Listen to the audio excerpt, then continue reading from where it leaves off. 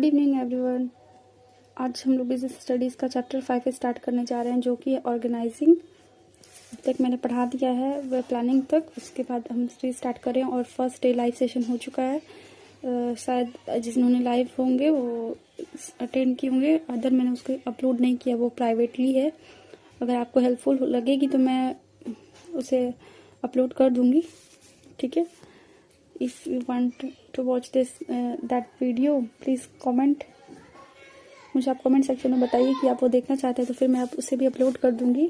अगर वो प्राइवेट बच्चों के लिए था तो वो प्राइवेटली है, ठीक है। यहाँ से हम स्टार्ट करेंगे कि ऑर्गेनाइजिंग क्या है, ठीक है। Let me clear my visible my screen first.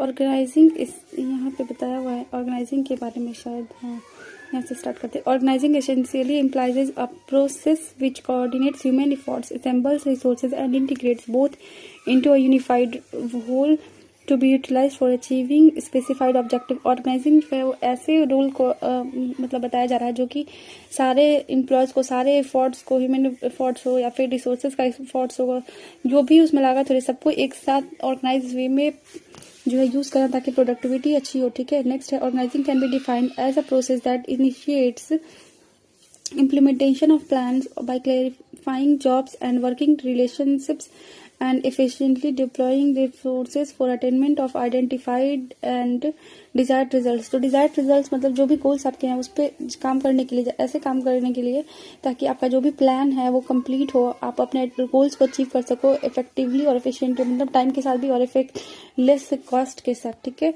Next steps जो है वो क्या क्या है ऑर्गेनाइजिंग में। First, identification and division of work. The first step in the organizing involves identifying and dividing the work that are to be done according with the previously determined plans. जो भी plan है आपके, उसके according आप plan के हिसाब से अपने वर्क फोर्स को या फिर आपके रिसोर्सेज है उसको बांट लो, ठीक है। नेक्स्ट है डिपार्टमेंटलाइजेशन। डिपार्टमेंटलाइजेशन मतलब कि ऐसे तरीके से आप यूज करो ताकि आप ग्रुप प्रोसेस को जो है एक नया रूप दे सको, जिसमें कि आप अपने एक्टिविटीज को, ह्यूमन एक्टिविटीज को जो एक जैसी उनको एक जगह कर दो। सारे जो भी ग्रुप्स जो कि डेवलपमेंट जैसे फैक्ट्री में होता है ना, कि जो जहाँ पे प्रोडक्शन हो रहा है, प्रोडक्शन सेक्टर को अलग कर दो, मैनेजिंग सेक्टर को अलग कर दो, और सेलिंग सेक्शन को अलग कर दो, और जो भी रिसोर्सेज अवेलेबल है उनको अलग कर दो, इनपुट आउटपुट सबको अलग कर दो, ग्रुप कर दो, ताकि वो प्रोडक्टिविटी में और बाकी जो गोल्स है उसको अचीव करने में सही हो और आसानी मिले, ठीक है। असाइनमेंट ऑफ ड्यूटीज, और ड्यूटीज असाइन कर दो। जो भी आप जॉब पोजीशंस बांट रहे हो अपने एम्प्लॉयज को, अपने सबऑर्डिनेट्स को, अपने मैनेजर्स को, तो मैनेजर्स के थ्रू क्या करो, इंडिविजुअल वर्क को आप आपस में उसको बांट दो, ठीक है। Next, stabilizing authority and reporting relationships. Merely allocating work is not enough, each individual should also know who he has to take orders from and to whom he is accountable।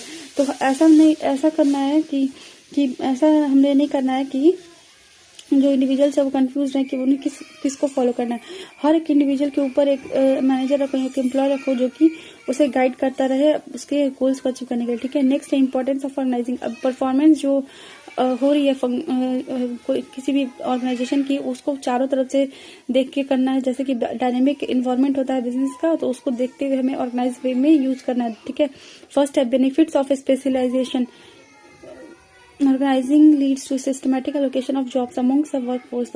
This reduces the workload as well as enhances productivity because of the specific works performing specific job in regular basis. Specific तरीके से आप specialise, जैसे कि कोई अगर factory में काम करने लायक है तो आप उसको फैक्ट्री का काम दो, कोई मैनेजर अच्छा है तो उसको मैनेजर का पोस्ट दो, कोई एम्प्लॉय अच्छा है तो उसको एम्प्लॉयमेंट कर दो, कोई प्रोफेशनल वर्क में अच्छा है तो उसे प्रोफेशनली आप हायर करो, ठीक है।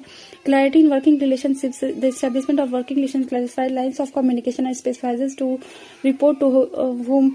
This removes ambiguity in transfer of information and instruction. जो भी जैसे एक हायरार्किकल वे में, जैसे कि एक सबऑर्डिनेट हो जाएगा, यहाँ पे सबऑर्डिनेट है, यहाँ पे एम्प्लॉय है, यहाँ पे मैनेजर है, यहाँ पे सीईओ, यहाँ पे बोर्ड्स है, तो बोर्ड जो डायरेक्ट करेगा वो यहाँ पे आएगा, फिर सेकंड थर्ड स्टेज पे आएगा, फिर थर्ड लेवल पे आएगा, फिर सबऑर्डिनेट्स पे आएगा, ठीक है। ऐसे ऐसे करके आप कंप्लीट कर सकते हैं, ठीक है। नेक्स्ट है ऑप्टिमम यूटिलाइजेशन ऑफ रिसोर्सेज। और ये सब करने के साथ साथ आपको ये जॉब रखनी है, ये दिमाग में ऑप्शन रखना है, आपको ओवरलैप नहीं करना, किसी भी एम्प्लॉय को आप ओवर वर्क नहीं दे सकते हैं। आप उसको उतना ही काम दे जितना वो कर सकता है, और उसके साथ साथ ऐसे यूज करें रिसोर्सेज को कि कम इन्वेस्टमेंट में आपको ज्यादा प्रॉफिट हो। ठीक है, next, adaptation to change. The process of organizing allows a business enterprise to accommodate changes in the business environment. It allows the organization structure to be suitably modified and the division of interrelationships amongst managerial levels to pave the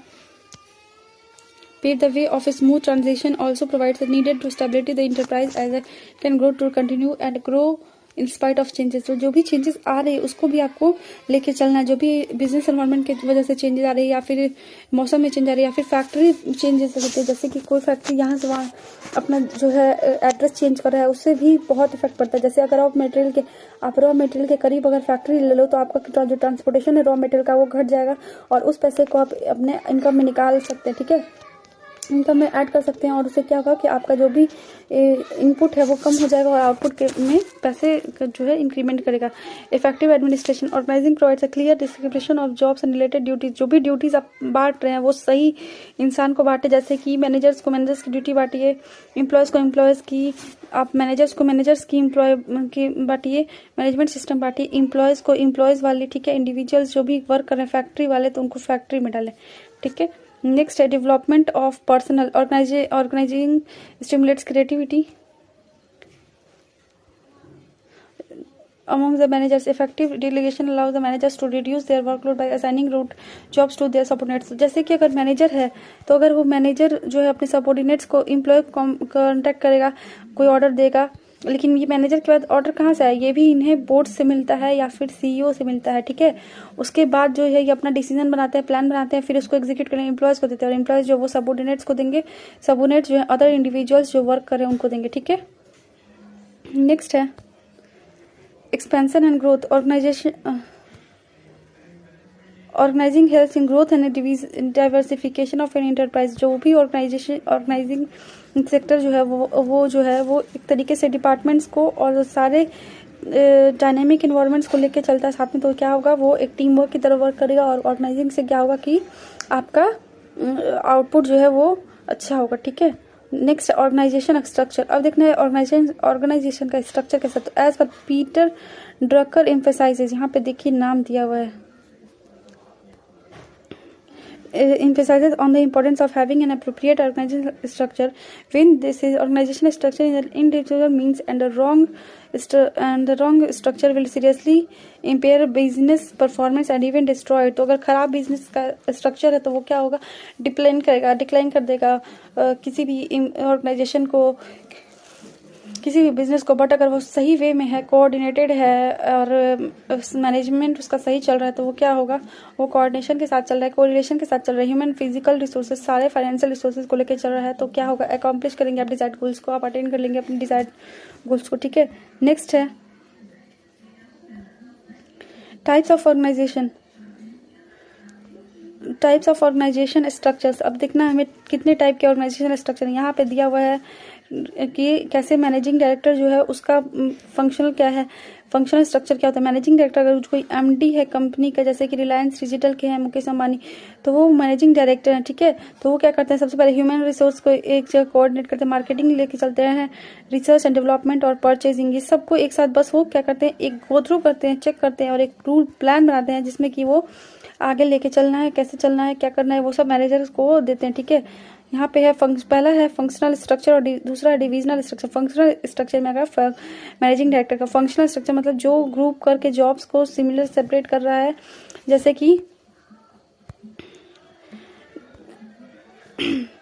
जैसे कि जो भी आपका similar groups का related job वाले लोग हैं उनको एक साथ करना है।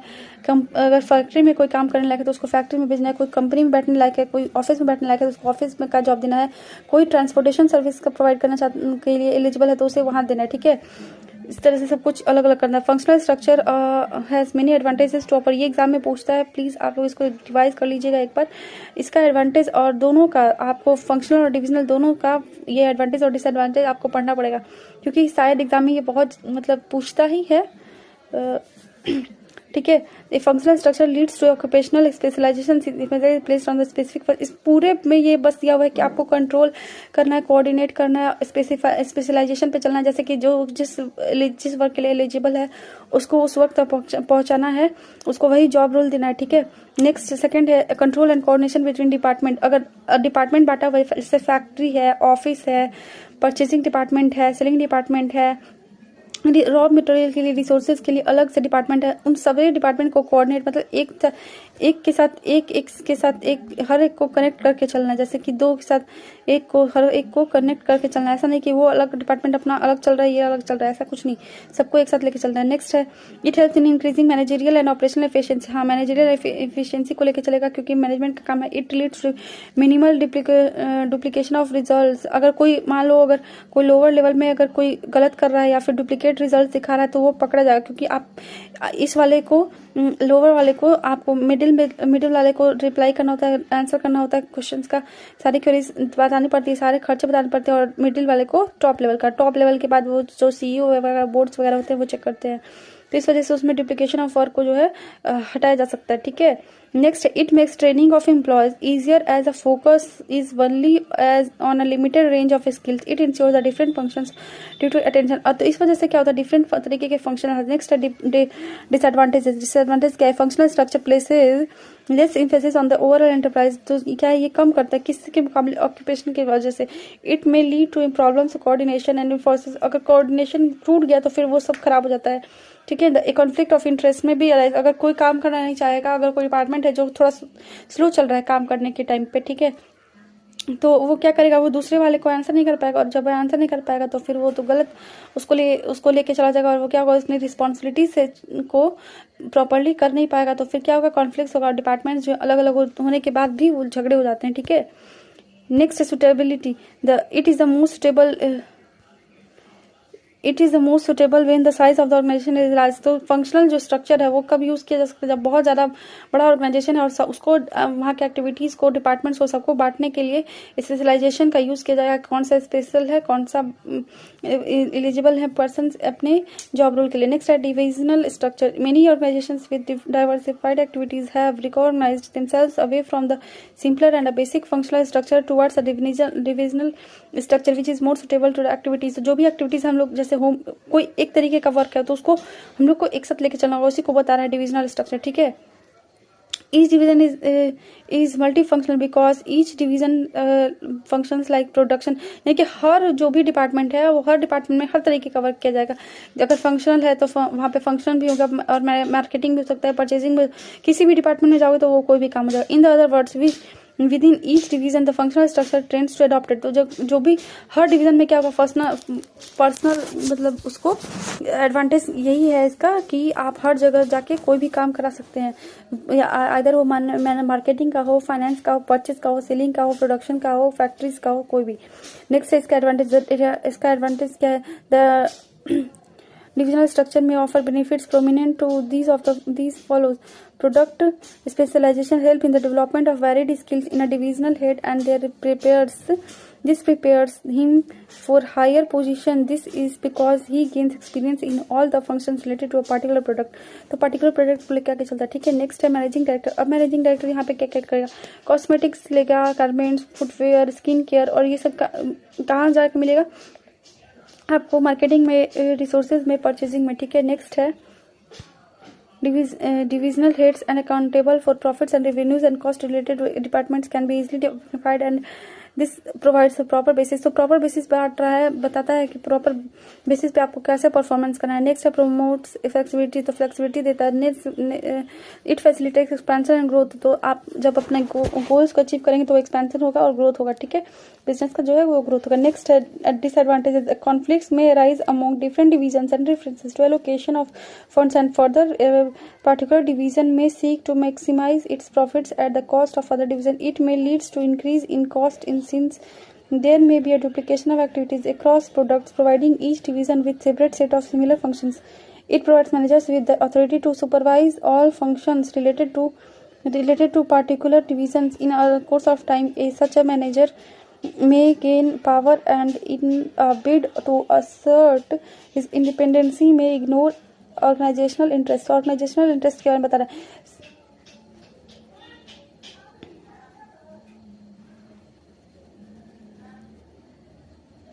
नेक्स्ट है फंक्शनल एंड डिविजनल स्ट्रक्चर का जो कॉम्पेरेटिवनेस, ये चीज़ आप याद कर लेंगे तो आप दोनों चीज़ लिख सकते हैं। आप इसके बारे में अगर से पूछा तो भी लिख सकते हैं, इसके बारे में पूछा तो भी लिख सकते हैं, और जो भी इसमें नहीं कर सकते हैं वो हम लोग लिखेंगे, और इसमें जो कर सकते हैं वो लिख सकते हैं, क्योंकि इसका जो एडवांटेज है वो आपको पता है, क्योंकि ये दोनों चीज़ दिया हुआ एडवांटेज है, और जो नहीं कर पाएंगे वो क्या हो जाएगा, डिसएडवांटेज हो जाएगा। तो आप उसको खुद से भी बना के लिख सकते हैं अगर एग्जाम में आप भूल गए तो। बट कोशिश यही करना है कि हमें भूलना नहीं है जो भी हम एग्जाम में के लिए पढ़ रहे हैं, ठीक है। नेक्स्ट है, फिलहाल ये सब रिवीजन करने का टाइम नहीं, बट हम आपको एक्सप्लेन कर दे रहे हैं। ये एक ऑर्गेनाइजेशन चार्ट दिया हुआ है कि कहाँ पे कैसे होता है, ठीक है। यहाँ पे कंपनी सेक्रेटरी, कॉर्पोरेट अफेयर्स और चीफ विजिलेंस ऑफिसर्स होते हैं। यहाँ पे एमडी होता है, ठीक है। कंपनी में 2 लोग होते हैं बोर्ड्स के, एक ये होता है और एक में जो मैनेजर मतलब मैनेजिंग डायरेक्टर होता है वो होता है, ठीक है। बोर्ड मेंबर्स बोलते हैं इसको। उसके बाद यहाँ पे डायरेक्टर्स के बारे में बताता है, फिर डायरेक्टर्स में कैसे फंक्शंस होता है और अलग अलग तरीके से आप कहाँ किस क्या बोलते हैं, किस जो जॉब के लिए किस इस मोड ऑफ स्पेशलाइजेशन को आप यूज़ कर रहे हैं अपने आप को ग्रो कराने के लिए, वही इस तरीके से बताया हुआ है, ठीक है। इसके बारे में दिया हुआ है इस यहाँ पर, बट ये नॉट सो इम्पोर्टेंट, इस वजह से हम पूरा डिस्कस नहीं कर रहे हैं, इस एग्जाम में नहीं पूछेगा। नेक्स्ट है formal and informal organization. Formal organization जो है refers to the organization structure which is desired by the management to accomplish a particular task. It specifies clearly the boundaries of authority and responsibility. जो functional organisation है वो एक ऐसे तरीके का organisation है जिसमें कि बाउंड्रीज भी है ऑथोरिटीज के पास और रिस्पॉन्सिबिलिटीज भी और सिस्टमैटिक कोऑर्डिनेशन है जिसमें वो चल रहा है, ठीक है। अब इसके बारे में स्पेशलाइज के बारे में दिया हुआ एडवांटेज, क्या फंक्शन है इसके। It specifies the relationship among various job positions and nature of their interrelationship, this clarifies who has to report to whom. अब इसमें क्या करना है कि जो भी मैंने पहले बताया था कि जो 3rd लेवल है, 2nd लेवल और जो 1st लेवल है, ये तीनों लोग को आपस में इंटरेक्ट करना होता है, ठीक है। आपस में इंटरेक्ट करना। 3rd वाला जो है जो लोअर लेवल मैनेजमेंट है वो 2nd वाले के लिए आंसरिंग है, और जो 2nd है मिडिल लेवल है वो टॉप लेवल्स के लिए, ठीक है। वही चीज़ यहाँ पे बताया हुआ है। It is a means to achieve the objective specified in the plans. कोई भी ऑब्जेक्टिव जो है स्पेसिफाई किया जा रहा है प्लान्स में वो इसमें दिया हुआ है, ठीक है। एफर्ट्स जो भी वो गवर्निंग एक्टिविटीज लगा रही है, गवर्निंग बॉडीज लगा रही है एक्टिविटीज में एफर्ट्स, वो इंपॉर्टेंट है, वो यूज कर सकता है। It is deliberately design by the top management. Mainly ये टॉप मैनेजमेंट के लिए होता है फंक्शन जो है ऑर्गेनाइजेशन, फॉर्मल ऑर्गेनाइजेशन जिसमें फंक्शनिंग होती है, ठीक है। नेक्स्ट है इसके advantages. Formal organization may offer advantage, it is easier to fix responsibility. जो इसमें क्या म्यूचुअल रिलेशनशिप चलता है, तो क्या होता है म्यूचुअल रिलेशनशिप की वजह से क्या होगा कि ये आसानी से एक दूसरे के लिए कोऑर्डिनेटेड होंगे। There is no ambiguity in the rule that each member has to pay duties as specified. ऐसा जरूरी नहीं कि आप जो कर रहे हैं आपको वही काम अगर पसंद नहीं है तो आप कर सकते, नहीं करना ही पड़ेगा, नहीं आप अपने आपस में एक दूसरे से चेंज भी कर सकते हैं। Unity of command is maintain through. अब अगर आपको ऊपर जैसे एम्प्लॉयज से या फिर कोई मैनेजिंग बॉडी से आपको कोई अगर डायरेक्शन मिल रहा है, कोई कमांड मिल रहा है, तो आपको क्या करना है, अपने सारे सबऑर्डिनेट्स को कंटिन्यू करने के लिए उसे बोलना है, उसे फॉलो अप देना है ताकि वो काम कर सके। It leads to effective accomplishment of goals.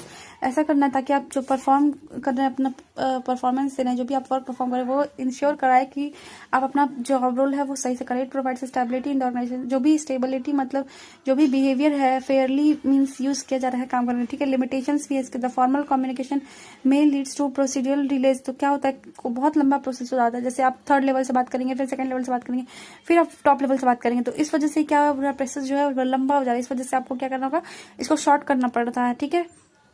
Poor organisation practices में नॉट प्रोवाइड एडिक्वेट। अब छोटा सा कोई ऑर्गेनाइजेशन है जिसमें बहुत कम लोग हैं, वो क्या ही करेगा, तो वो इस तरीके से रिजिड पॉलिसीज को नहीं फॉलो कर सकता। It is difficult to understand all human relationship. क्या होता है कभी कभी लोगों के अलग अलग अपना सिचुएशंस होता है, अपना लोगों का थॉट्स होता है, और कभी कभी क्या होता है आपस में भी रोप नहीं बनती। इस वजह से क्या होगा, फॉर्मल ऑर्गेनाइजेशन जो है वो फेल कर जाएगा। Next, informal organization emerge from within the form of organization with people interact beyond their officially defined roles. तो क्या होता है इसके अलावा भी लोग फॉलो करते हैं काम को जो कि लोगों को मिल रहा है सबऑर्डिनेट्स के द्वारा या फिर कोई भी मैनेजिंग बॉडीज के द्वारा, तो वो जो भी इंडिविजुअल है वो उसको अलग से भी यूज करते हैं करने के लिए। एंड यहाँ पे है इसका advantage features. And informal organization originates from within the formal organization as a result of personal interaction among employees.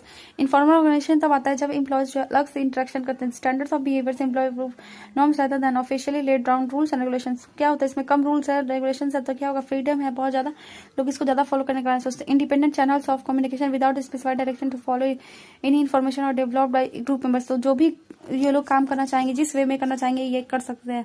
It emerges spontaneously and is not laboratory created by the management. ये भी management के through नहीं आता, ये लोग आपस में group contact करके कर सकते हैं। It has no definite structure, इसका कोई भी स्ट्रक्चर नहीं, ये सोशली रिलेशनशिप पे डिपेंड है, ठीक है।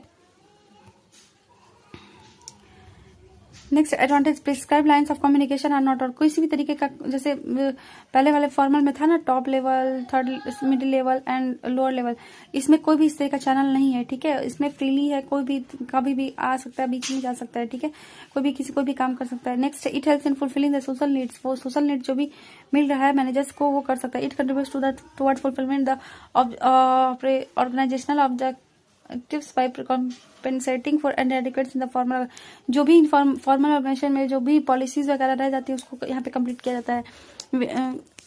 When an organization informal organization spreads rumours it becomes a destructive force and अगर कोई भी तरीके का इनफॉर्मल ऑर्गेनाइजेशन में रूमर्स फैला जा रहा है तो उसको बंद करना पड़ता है क्योंकि फॉर्मल ऑर्गेनाइजेशन के भी खिलाफ हो जाता है। The management may not be successful in implementing changes if the formal organization opposes them. तो क्या होता है अगर मैनेजमेंट कोई सक्सेसफुल प्लान इंप्लीमेंट करा है बट इनफॉर्मल उसके अपोज करा है तो फिर क्या होगा, वो इसका डिसएडवांटेज हो जाएगा। नेक्स्ट है मीनिंग। यहाँ पे देखिए यहाँ पे दिया हुआ है इसका कॉम्परेटिव मतलब डिफरेंशिएट, तो आपको इसको याद करना होगा, ठीक है। ये एग्जाम में पक्का पूछता है, आप इसको एक बार याद कर लेना, रिवाइज करना, अच्छे से पढ़ लेना ताकि एग्जाम में आप लिख सकें। नेक्स्ट है डिलीगेशन। डिलीगेशन क्या है? Delegation helps a manager to extend